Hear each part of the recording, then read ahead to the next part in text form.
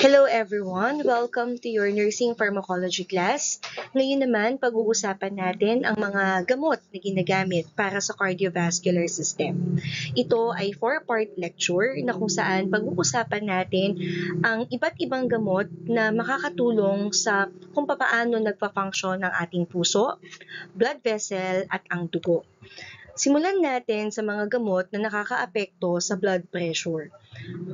Ang topic na ito ay patungkol sa kung paano pinapataas o pinapababa ang presyon ng dugo para mapanatili ang tamang daloy sa ating katawan. As future nurses, mahalaga na alam natin kung paano gumagana ang blood pressure, ano ang mga nagre-regulate dito, at paano kumikilos ang gamot sa bawat bahagi ng ating sistema. Our learning objectives for today's discussion: first, outline the normal controls of blood pressure and explain how the various drugs used to treat hypertension or hypotension affect these controls. Second, discuss the use of drugs that affect blood pressure across the lifespan. Third, describe the therapeutic actions, indications, pharmacokinetics, contraindications, most common adverse effects, and important drug-drug interactions associated with drugs affecting blood pressure. Fourth, compare and contrast the prototype drugs, captopril, losartan, diltiazem, nitroprusside, and midodrine with other agents in their classes used to affect blood pressure. And lastly, outline the nursing considerations, including important teaching points for patients receiving drugs used to affect blood pressure. Ang blood flow sa loob ng ating katawan ay nagmumula from a higher pressure area papunta sa lower pressure areas. Blood pressure ang pinatutukuyan natin pagdating sa aspeto na ito. Ang blood pressure ang measurement ng pressure or force sa loob ng ating arteries sa tuwing tumitibok ang ating puso. Sa left ventricle, isa sa mga bahagi ng ating puso, matatagpuan yung tinatawag nating high pressure or mas kilala sa kung tawagin natin systole or systolic blood pressure.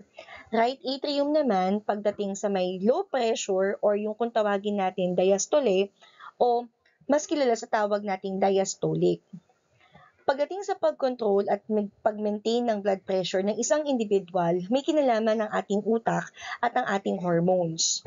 Hypertensive ang tawag natin kapag ang blood pressure ay masyadong mataas o higit pa sa normal levels. Hypotensive naman ang tawag natin kapag ang pressure o kapag ang blood pressure ay mas mababa sa normal levels. Sa kondisyon ng hypotensive, dito makikita na ang dugo ay hindi na effectively nagde-deliver ng oxygen in different parts of the body. Hypertensive crisis naman ang isa sa mga grabeng kondisyon pagdating sa blood pressure. Pag sinasabing hypertensive crisis, it's identified as severely high blood pressure. Sa shock naman o sa kondisyon na may shock, lalo na yung tinatawag nating mga hypovolemic shock, dito matatagpuan naman natin or mauobserbahan naman natin yung masyadong mababang blood pressure ng isang individual, severely low blood pressure. Ang mean arterial pressure or ang MAP ay isa sa mga importanteng konsepto pagdating sa usapin ng blood pressure. It refers to the average pressure in the arteries during ventricular contraction and relaxation. May tatlong elemento pagdating sa mean arterial pressure. Una, yung heart rate. Pangalawa, ang stroke volume, na kung saan ang stroke volume ay nagre-refer sa amount of blood pumped out of the ventricles within each heartbeat. Pagdating naman sa total peripheral resistance, ito naman ang resistance ng muscular arteries to the blood being pumped through. Upang makuha yung mean arterial pressure ng isang pasyente, kinakailangan gamitan ng formula na kung saan kinakalculate natin yung cardiac output multiplied by the peripheral vascular resistance. Para makuha ang cardiac output, kailangang i-multiply ang heart rate sa stroke volume. May iba't ibang blood pressure regulator sa loob ng ating katawan. Una na ang tinatawag nating autonomic nervous system. Ang ANS ay isa sa mga powerful regulator ng blood pressure ng isang individual. Dito kasi nai-stimulate ang ating puso, pati na rin ang ating blood vessels. May dalawang response pagdating sa ANS. Yung tinatawag nating parasympathetic nervous system na siyang may kinalaman sa tuwing bumababa o bumabagsak ang blood pressure natin. Gayon din ang paghina o pagbagal ng heart rate at ng heart contraction. Sympathetic nervous system naman ang response na kung saan makikita natin ang direct effect in the heart muscle na may pagbilis or pagtaas ng heart rate or heart contraction sa isang individual. This image illustrates how the communication from the brain going to the heart or to the different parts of the body that includes the blood vessel via what we call autonomic nervous system. So, all the green line refers to the parasympathetic response and all the blue lines represent the sympathetic response. The second blood pressure regulator is what we call baroreceptors. Ang baroreceptors ay mga specialized nerve cells na matatagpuan in the arc of aorta. Ito din ay kilala sa kung tawagin natin pressure receptors na kung saan ito ang nakakasense ng blood pressure at siyang nagme-maintain ng blood pressure in the equilibrium or within balanced. Ang baroreceptors din ang nagtitrigger to the cardiovascular centers sa ating utak or sa ating nervous system na kung saan vasomotor control center ang may responsibility pagdating sa diameter ng isang blood vessel. Ibig sabihin, ito ang nagtitrigger ng vasoconstriction at vasodilation. Constrict, ibig sabihin pagsikip.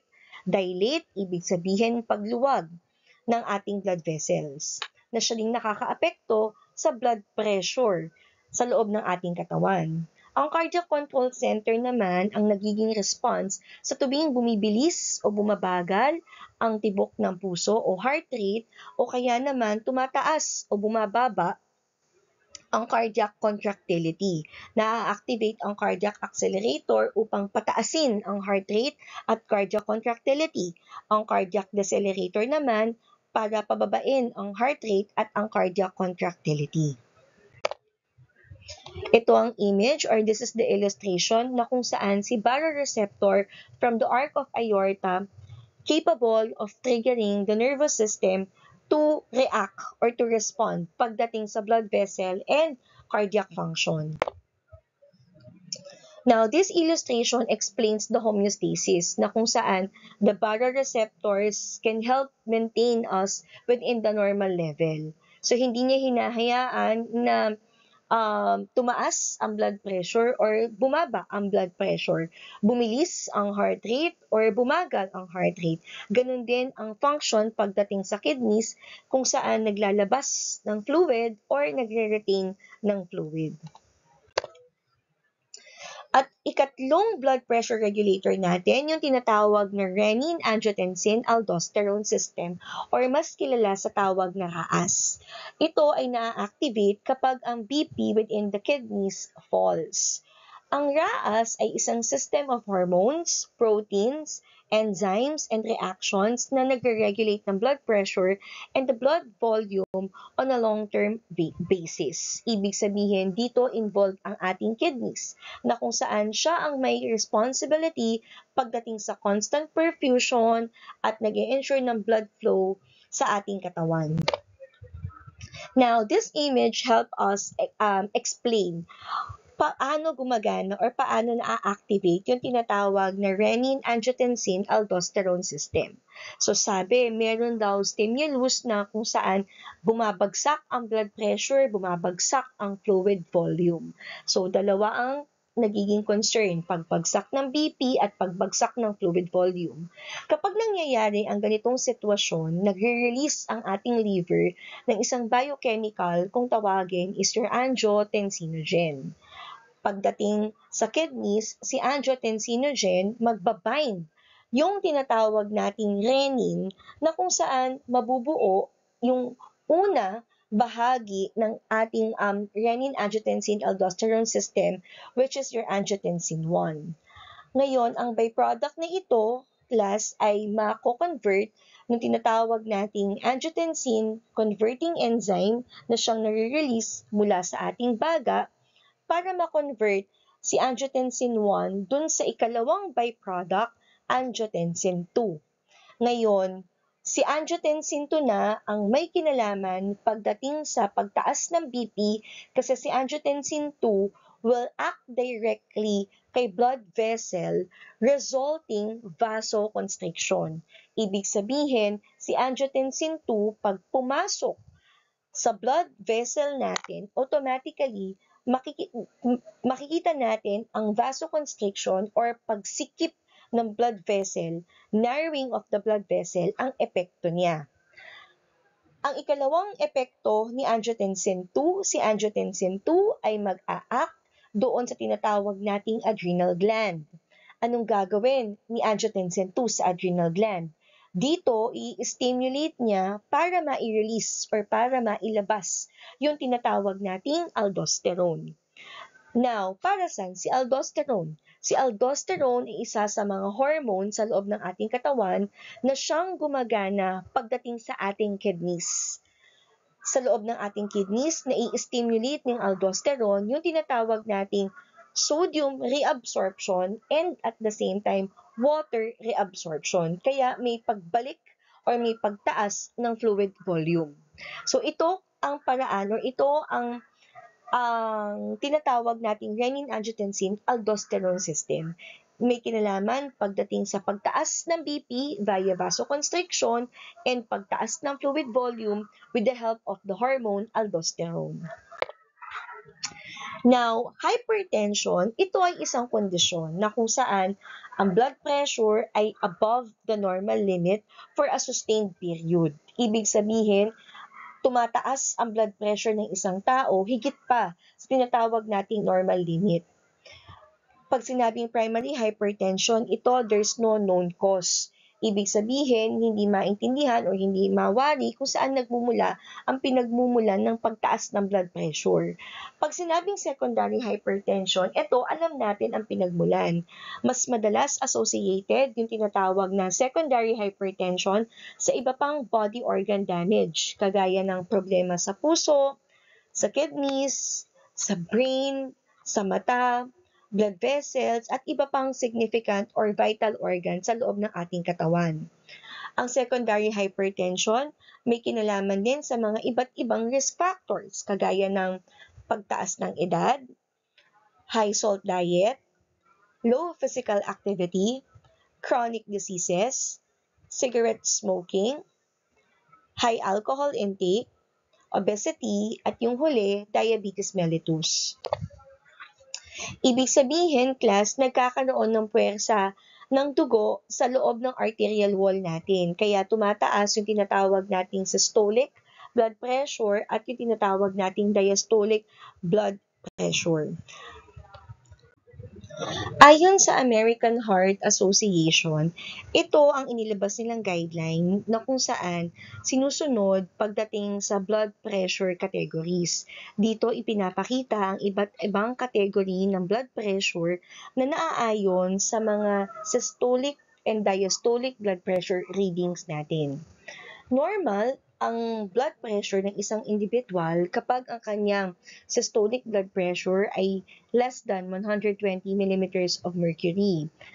Less than 80 mm of mercury naman pagdating sa diastolic.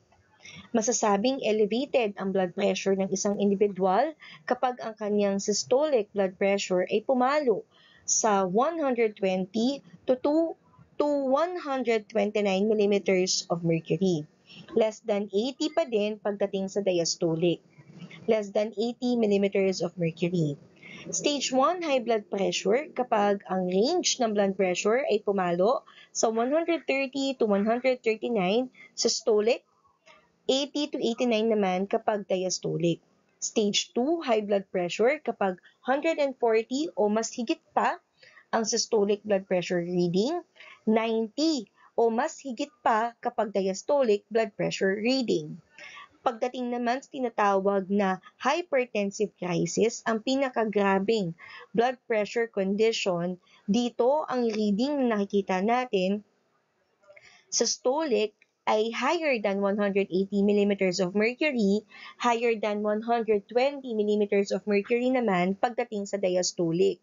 Sa ganitong kondisyon, pinapayuhan ang mga individual na kumonsulta agad sa inyong doktor o sa pinakamalapit na pagamutan. Para maiwasan yung kondisyon ng hypertension or para maiwasan ang paggrabe ng hypertension at hindi humantong sa tinatawag na hypertensive crisis, pinapayuhan or maaaring ipayo ng doktor yung tinatawag nating pharmacologic management o pag-inom ng mga anti-hypertensive drugs. Ito ang mga gamot na kung saan magpapababa ng blood pressure sa ligtas na level. Lahat na tinatawag nating anti-hypertensive drugs ay nangangailangan ng prescription ng doktor at hindi kailanman maaaring bilhin over the counter. Una, sa grupo ng anti-hypertensive drugs natin, yung tinatawag na angiotensin converting enzyme inhibitors o mas kilala sa tawag na ACE inhibitors. Ang sikat at madalas ginagamit na ACE inhibitor, ang pangalan ng gamot ay captopril. Sumusunod ang mga iba pang ACE inhibitors natin kagaya ng enalapril, benazepril, perindopril, ramipril, and kinapril. Ang therapeutic action ng mga angiotensin converting enzyme inhibitors, itong mga grupo ng gamot na to ay nag-a-act sa lungs para i-block ang pag-convert kay angiotensin 1 to angiotensin 2.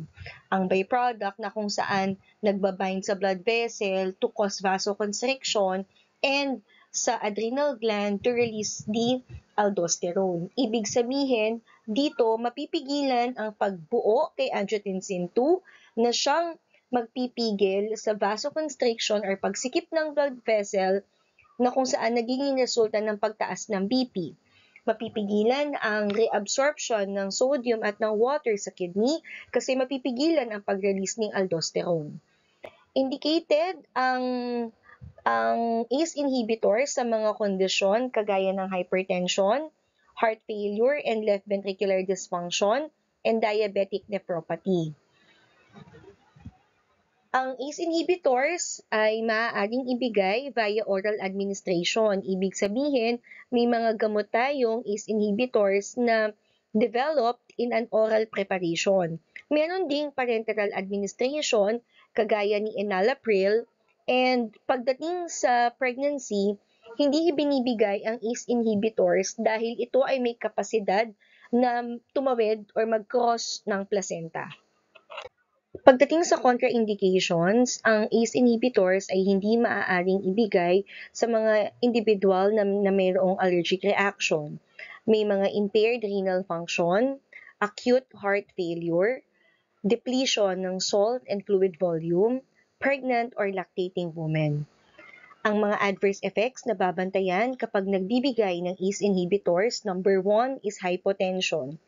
Second is yung tinatawag na serious allergic reaction or angioedema. Cough is part of the adverse effects kasi ang ating gamot ay umiepekto sa lungs or sa baga na kung saan nagtitrigger sa pagtaas ng tinatawag nating bradykinin na siyang nagiging cause ng tinatawag na bronchoconstriction o pagsikip ng daanan ng hangin. Mayroon ding pagtaas sa potassium levels dahil na rin sa blockage ng aldosterone. May mga drug-to-drug interactions din na dapat maalala or intindihin kapag nagbibigay ng ACE inhibitors. Una, allopurinol. Mayroong risk of hypersensitivity, NSAIDs, napapababa ang antihypertensive effects o napapawalang bisa ang antihypertensive effects ng ACE inhibitors kapag nasasabayan ng mga non-steroidal anti-inflammatory drugs.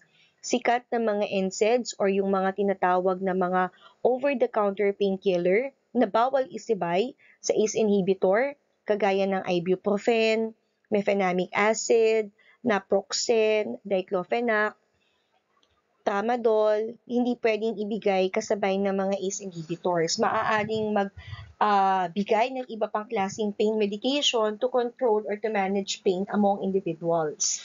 Diuretics naman, merong increased antihypertensive effects, yung mga tinatawag na angiotensin II receptor blockers and renin inhibitor can lead to more serious adverse effects. Pagdating sa nursing considerations, administer your ACE inhibitors on an empty stomach. Empty stomach, ibig sabihin dapat walang laman ang tiyan. 1 hour bago kumain or at least 2 hours pagkatapos kumain. This will increase the absorption, especially on medications captopril and moexapril. If patient will undergo surgery, napaka-importante na alert the surgeon because this will prevent hypotension after the operation. We may give parenteral form of an ACE inhibitor, specifically with enalapril, if contraindicated ang pagbibigay or pagpapainom ng gamot via oral route. Consult doctor to reduce dose for patients with renal disease. Monitor patient for drop in fluid volume, kagaya ng mga manifestations ng excessive sweating, diarrhea, vomiting, and even dehydration. Encourage patient to implement lifestyle change. Yung ikalawang grupo ng antihypertensive drug natin, ang tawag natin sa kanya ay yung mga angiotensin II receptor blockers or yung kilalang ARB. Ang ARB class, ito yung mga grupo ng gamot. The suffix that you will remember is the sartan. Sikat na ARB na ginagamit or piniprescribe sa mga pasyente is losartan. But we also have other ARBs kagaya ng azilsartan, candesartan, irbesartan, olmesartan, telmisartan, and even valsartan. Ang ginagawa ng mga ARBs natin, they selectively bind with the angiotensin II receptors in the vascular smooth muscles na matatagpuan, of course, the blood vessel and the adrenal cortex para ma-block ang vasoconstriction and yung paglabas ng aldosterone. Ang ARBs ay ibinibigay sa mga kondisyon kagaya ng hypertension, heart failure, after an MI or myocardial infarction, to slow the progression of a renal disease, and even hypertension among children or among pediatric patients. Pagdating sa pharmacokinetics, pwedeng ibigay ang angiotensin II receptor blockers via oral administration. Ito ay naa-absorb in the gastrointestinal tract, metabolized in the liver, and excreted in the urine or in the feces. Contraindicated ang mga ARB sa mga kondisyon kagaya ng angioedema or yung severe hypersensitivity reaction, mayroong dysfunction pagdating sa liver and then sa kidney, cases kagaya ng hypovolemia, pregnancy, and lactation. Adverse effects na babantayan natin with patients receiving ARB, number 1 is hypotension. Manifestations that my patient present will be dizziness, headache, weakness, and syncope. Gastrointestinal disturbance kagaya ng diarrhea, abdominal pain, nausea, dry mouth, and even tooth pain. Mga upper respiratory tract infection symptoms and cough, rash, dry skin, alopecia, and renal dysfunction. Meron din tayong tinatawag na mga drug-to-drug interactions pagdating sa ARB. Una, yung mga other antihypertensive drugs natin na pwedeng magpataas ng hypotensive effects, potassium supplements and potassium-sparing diuretics na pwedeng mag-lead to what we call hyperkalemia or ang pagtaas ng potassium levels sa katawan ng isang pasyente, lithium salts because it may lead to what we call lithium toxicity, NSAIDs because it will increase the risk of renal impairment. When it comes to nursing considerations, if pregnancy occurs, do not advise the patient to continue the ARB. So first, discontinue the ARB therapy immediately. Contraindicated sa mga buntis ang ARB. So immediately advise or inform the physician. If your patient is female and in the childbearing age, it is suggested to use a barrier or contraceptives during sexual intercourse. Administer without regard to meals. Ibig sabihin, pwede nating ibigay kahit may laman ang sikmura or may give with food to decrease the gastrointestinal distress. Most of the time, your ARBs are administered during breakfast. Alert surgeon if patient will undergo surgery to prevent hypotension after operation. Monitor renal function regularly. Always check the potassium levels. Take note for any signs of hyperkalemia. Monitor for signs and symptoms of drop in fluid volume. The third group of antihypertensive drug is what we call renin inhibitor. There is only one drug to remember, and that is your aliskiren. Your aliskiren will directly inhibit renin, na kung saan it will decrease the plasma renin activity. Ibig sabihin, kung mapipigilan ang paglabas ni renin, walang kakapitan or walang magbabind na angiotensinogen at renin at wala ding mabubuong byproduct na angiotensin 1. Ibig sabihin, with aliskiren, mapipigilan natin ang pag-activate sa tinatawag na renin-angiotensin-aldosterone system. So, dito, bababa ang blood pressure, there will be a decreased aldosterone release, and there will also be a decreased sodium reabsorption. Pagdating sa pharmacokinetics ng aliskiren, this will poorly and slowly absorb in the gastrointestinal tract. Kaya, take note for any high-fat meals kasi mas lalong magpapabagal ng absorption. Steady state blood levels will be within 7 to 8 days. And the half-life of your aliskiren is about 24 hours. It is metabolized in the liver, excreted in the urine. It may also cross the placenta and it may enter the human milk. Kaya contraindicated ito with pregnancy and lactating women or lactating patients. Adverse effects will be hyperkalemia, angioedema, especially watch out for any swelling ng mukha, ng bibig, at even yung kanilang dila. Respiratory symptoms such as difficulty of breathing, renal impairment, and when it comes to the most common side effect of aliskiren, that will be diarrhea. Drug-to-drug interactions, furosemide, it may lose the diuretic effect, so do not give aliskiren with furosemide. Other antihypertensive drugs may increase the effects. Your ACE inhibitors, angiotensin 2 receptor blockers, potassium-sparing diuretics may increase the risk of hyperkalemia. So do not give aliskiren along with other antihypertensive drugs such as ACE inhibitors, angiotensin 2 receptor blockers, and your potassium-sparing diuretics. The fourth group of your antihypertensive drugs will be your calcium channel blockers. These are your medications. Sikat na ibinibigay ng doktor is your amlodipine. We also have nifedipine, nicardipine, felodipine, isradipine, levamlodipine, nisoldipine, clevidipine, and we also have your other calcium channel blockers named diltiazem and verapamil. The therapeutic action of your calcium channel blockers, they inhibit the movement of calcium ions across the membranes of your myocardial and arterial muscle cells.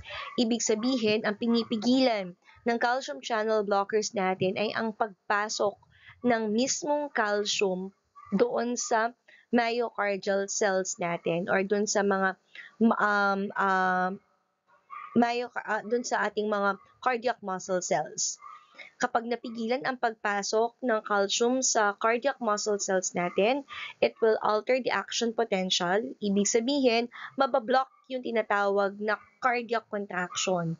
Na kapag na-block ang cardiac contraction, it will depress myocardial contractility, mababagal ang cardiac impulse, magre-relax at magdadilate ang arteries. Ibig sabihin, kung dilated ang arteries, maluwag ang daanan ng dugo, therefore, walang pressure na tataas. There will be a decrease in blood pressure, decreased cardiac workload, decreased myocardial oxygen consumption. When it comes to pharmacokinetics, your calcium channel blockers can be given oral preparations. Meron din tayong intravenous preparation, especially for short-term use, kagaya ng nicardipine at ng clevidipine. Contraindicated ang calcium channel blockers natin kung number 1, may allergy ang pasyente, may renal and hepatic dysfunction, and pregnancy. Though, out of all your calcium channel blockers, nifedipine ang commonly administered antihypertensive drug during pregnancy to treat eclampsia or yung tinatawag na pagtaas ng blood pressure kapag nagdadalang tao or kapag buntis ang isang babae. Nifedipine ang gamot na ibinibigay natin. May tinatawag din tayong mga non-dihydropyridine calcium channel blockers na hindi safe i-administer kasi it may lead to what we call heart block, sick sinus syndrome, heart failure, and acute myocardial infarction with pulmonary edema. Mga adverse effects na binabantayan natin as we give calcium channel blockers, CNS effects or yung central nervous system effects natin. Ibig sabihin, makikitaan natin ang pasyente ng dizziness, lightheadedness, headache, and fatigue. Gastrointestinal problems such as constipation, nausea, even a hepatic injury. Other cardiovascular system effects such as hypotension, bradycardia, peripheral edema, heart block, skin flushing, and rash. Pagdating sa drug-to-drug interactions, hindi isinasabay kay diltiazem ang mga cyclosporine kasi it will increase serum levels and toxicity.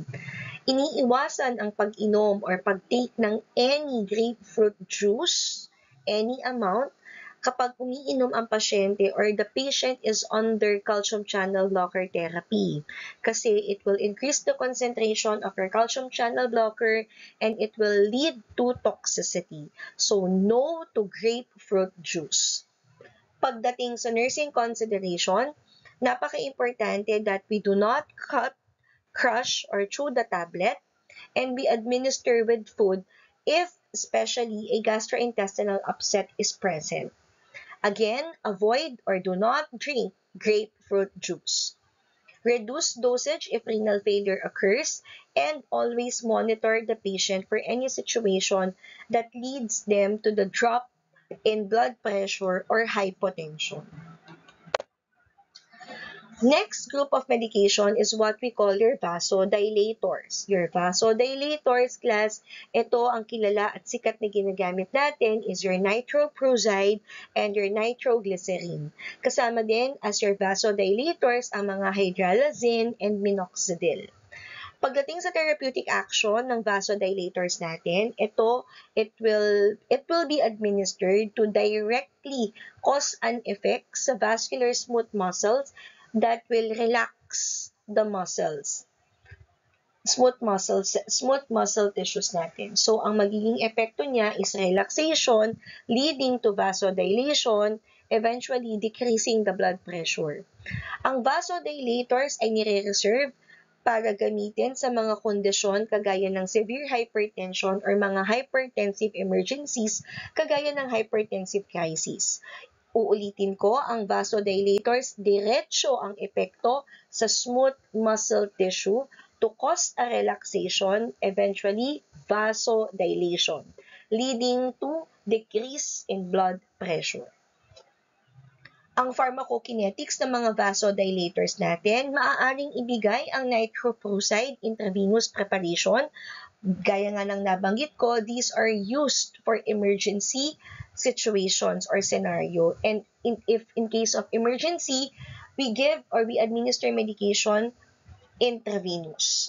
Hydralazine can be given oral preparation, even parenteral preparation, kagaya ng intramuscular and intravenous. Pagdating sa nitroglycerin, variety or most all forms of preparation ng nitroglycerin available and can be administered to patients. Contraindicated ang vasodilators, of course, kapag may allergy, conditions leading to hypotension, peripheral vascular disease, coronary artery disease, heart failure, tachycardia, pregnancy and lactation. Adverse effects na binabantayan natin as we give vasodilator like your nitroprusside and nitroglycerin will be chest pain, heart failure, headache, dizziness, and anxiety. Watch out for any cyanide toxicity which can be found or can be expected if napadami ang bigay ng nitroprusside. And last group of medication for your antihypertensive drug will be your diuretics. Yung mga diuretics natin na kung saan may dalawang grupo tayo, the thiazide and thiazide-like diuretics. Dito nakapaloob yung mga grupo ng gamot, chlorothiazide, hydrochlorothiazide, methylclothiazide, chlorthalidone, indapamide, and metolazone. Pagdating naman sa mga potassium-sparing diuretics natin, nandyan si amiloride, spironolactone, and triamterene. Ang mga diuretics, ang mga first-line drugs pagdating sa management ng mild hypertension. Uulitin ko, first-line drugs in the management of mild hypertension. Ang diuretics may affect the blood sodium levels and the blood volume kasi ang ginagawa ng grupo ng gamot na ito, it increases the excretion of water and sodium from the kidney. So, ilalabas ang tubig, ilalabas ang fluid kasama ang sodium mula sa ating bato or sa ating kidney. Kaya ang mga taong umiinom ng diuretics mas madalas nakakaranas ng pag-ihi or there is an increase in urination and nakikitaan din ng disturb na pagdating sa acid-base and electrolyte balance. In summary, ito ang concept map ng antihypertensive drugs na diniscuss natin. May mga grupo kagaya ng ACE inhibitors, ARB, CCB or your calcium channel blockers, vasodilators, diuretics, and renin inhibitors na pwedeng ibigay sa pasyente. Bottom line, ang ginagawa ng antihypertensive drugs natin, pinapababa ang tumataas na blood pressure. Yung ikalawang bahagi ng mga gamot na nakakaapekto sa blood pressure, ito ang mga gamot na siyang ang epekto ay diretsyo sa tinatawag nating sympathetic nervous system. Basically, ang ginagawa ng grupo ng gamot na ito is they block the compensatory effects ng sympathetic nervous system. Sabi nga natin, kapag sympathetic response ang nararanasan ng isang individual, tumataas or nagbibilisan ang mga mechanism sa loob ng ating katawan. At isa na dyan ang blood pressure. Tumataas ang ating blood pressure kapag sympathetic response ang ipinapakita natin.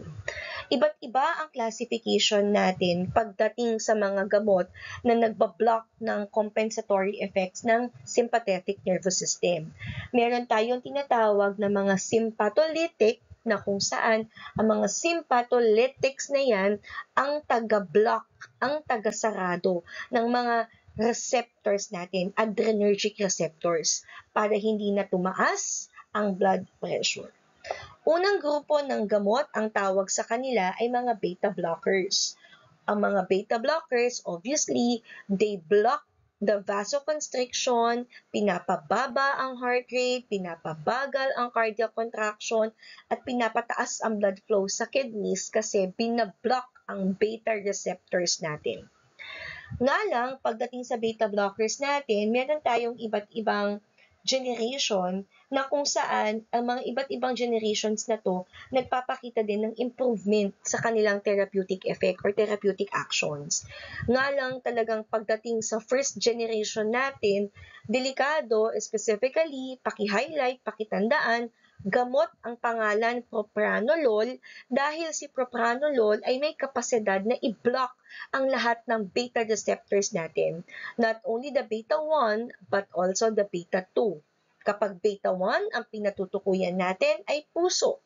Beta 2 ang pinatutukuyan baga na kung saan Ang propranolol, kung beta-2 ibablock, ang nagiging epekto, instead of bronchodilation, nagiging bronchoconstriction. Kaya hindi siya maaaring ibigay sa mga kondisyon kagaya ng patients diagnosed with chronic obstructive pulmonary disease, emphysema, asthma, bronchitis, pneumonia, kasi mas lalong sisikip ang airway ng pasyente natin. Meron din tayong tinatawag na mga alpha and beta blockers, kagaya ni carvedilol and labetalol, na ginagamit din in conjunction with other agents. So, ganun din, binablock din ang mga receptors sa sympathetic nervous system natin. So, it it inhibits all your adrenergic receptors. Pagdating sa alpha adrenergic blocker, phentolamine ang nangungunang gamot natin. This inhibit your postsynaptic alpha-1 adrenergic receptor, leading to vasodilation, decreasing the blood pressure. Your other sympatholytic will be your alpha-1 blockers. Nandito, sikat na sikat, prazosin. We also have doxazosin and terazosin, na kung saan they block the postsynaptic alpha-1 receptors, decreasing the vascular tone, leading to vasodilation, and eventually decreasing the blood pressure. Watch out, take note, your alpha-1 blockers do not block alpha-2 presynaptic receptors, so there's no reflex tachycardia expected. No reflex tachycardia. Pagdating sa sympathomimetics, may iisang gamot tayo na ibinibigay, and that is your alpha-2 agonist. Sikat na binibigay natin, of course, obviously, we have your clonidine, na kung saan si clonidine, it promotes the alpha-2 as an inhibitor para hindi pumasok si norepinephrine, leading or causing vasoconstriction. Kaya ang ginagawa ni alpha-2, minemaintain na sarado, ni clonidine is minemaintain na sarado si alpha-2 para mag-cause ng vasodilation, leading to decreased blood pressure. Ito naman ang summary ng mga antihypertensive drugs natin that affects the autonomic nervous system, sympathetic response, sympathetic nervous system. We have your sympathomimetic drug, that is your alpha-2 adrenergic agonist, clonidine, ang sikat na gamot. But we also have your sympatholytic drugs. All these are your blockers. All these are your inhibitors. We have your alpha-1 adrenergic antagonist. Nandyan si doxazosin, prazosin, terazosin, your non-selective adrenergic antagonist, labetalol, carvedilol, non-selective alpha adrenergic antagonist, phentolamine, and all your beta blockers. First generation, second, and third generation beta blockers. Now, pag-usapan naman natin yung tinatawag na hypotension. Ano ba ang hypotension? Pag sinabing hypotension, ito ang pagbagsak or pagbaba ng blood pressure. Ang hypotension, it's a progress to shock kapag napabayaan. It occurs in different situations, kagaya ng damage sa heart muscle na kung saan ang puso ay hindi na effectively nakakapag-pump or nakakapag-contract. Severe blood or fluid loss, kagaya ng biglang pagbagsak ng fluid volume. Let's say, for example, massive laceration na may paglabas ng dugo or hemorrhage. Impairment of the autonomic nervous system, and last, dun sa mga kondisyon na medication-induced ang pagbagsak ng kanilang blood pressure. Meron din tayong tinatawag na orthostatic hypotension na kung saan it refers to the lowering of blood pressure sa tuwing nag-iiba ang posisyon ng pasyente. Halimbawa, mula sa pagkakahiga, bigla siyang umupo o kaya naman bigla siyang tumayo, na siyang bigla ring pagbagsak ng blood flow papunta sa brain tissues. Kaya nagkakaroon ng tinatawag na orthostatic hypotension. Upang masolusyonan ang problema pagdating sa hypotension or pagbagsak ng BP, nagbibigay tayo ng grupo ng gamot, ang tawag natin antihypotensive drugs. Kagaya ng mga antihypertensive drugs, ang grupo ng gamot na ito ay makakaapekto sa ating blood pressure sa pamamagitan or sa pamamaraan na pagtaas or patataasin ang blood pressure natin. Ang grupo ng gamot na ating pag-aaralan ay, again, hindi kailanman mabibili ng walang prescription ng doktor. Ibig sabihin, ang mga antihypotensive drugs will always require a prescription. So, walang over-the-counter pagdating sa antihypotensive drugs as well. May mga tinatawag tayong sympathetic adrenergic agonist na kung saan ang aksyon ng grupo ng gamot na to is they will react within the sympathetic adrenergic receptors. Ang gagawin, patataasin ang blood pressure, patataasin ang blood volume, patataasin or palalakasin yung contraction ng isang cardiac muscle tissue natin. So, ibig sabihin, kapag nagbibigay ka ng mga tinatawag na vasopressors, kagaya ng dobutamine, dopamine, ephedrine, epinephrine, norepinephrine, isoproterenol, and phenylephrine, ang grupo ng gamot na to will directly cause an effect sa mga adrenergic receptors, sympathetic adrenergic receptors. It will restore balance in the cardiovascular system, manage any underlying cause of shock, whether it is a blood loss or a volume depletion. So, yan ang gagawin ng ating vasopressors. Adverse effects of your vasopressors will be decreased gastrointestinal activity, increased respiratory rate, changes pagdating sa blood pressure, and peripheral blood flow. Nga lang, pakatatandaan, contraindicated ang vasopressors sa mga pasyente na may sakit that limit the blood flow, hypertension, and tachycardia. Midodrine is the specific drug pagdating sa antihypotension or antihypotensive drug natin.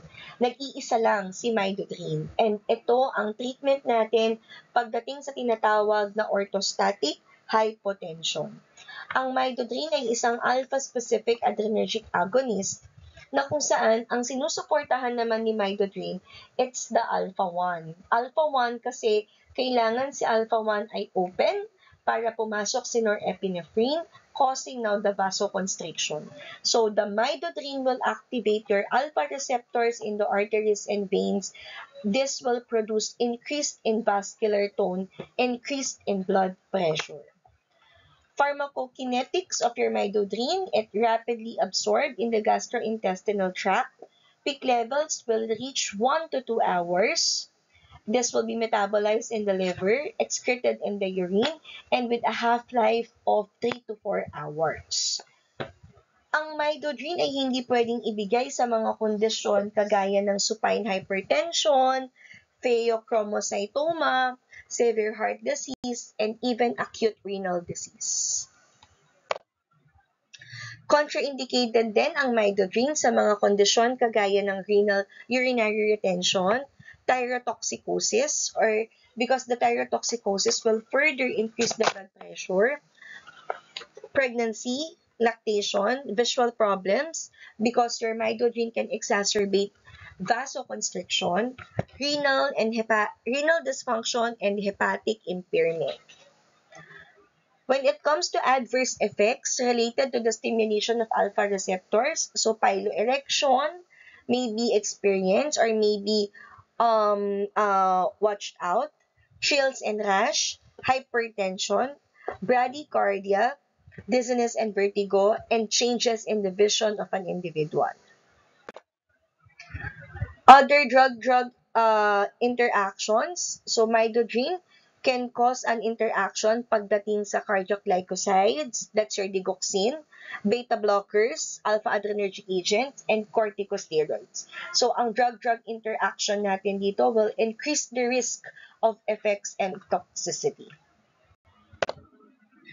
All nursing considerations pagdating sa pagbibigay ng antihypotensive drug natin, always monitor the blood pressure carefully. This will check the effectiveness and changes in the blood pressure.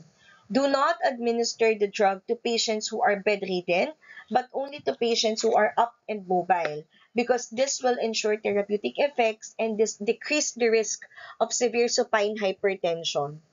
Monitor heart rate regularly when beginning of therapy. This will check any signs of bradycardia.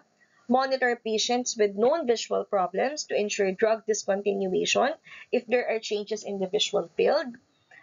Provide comfort measures, provide patient teaching, and offer support and encouragement.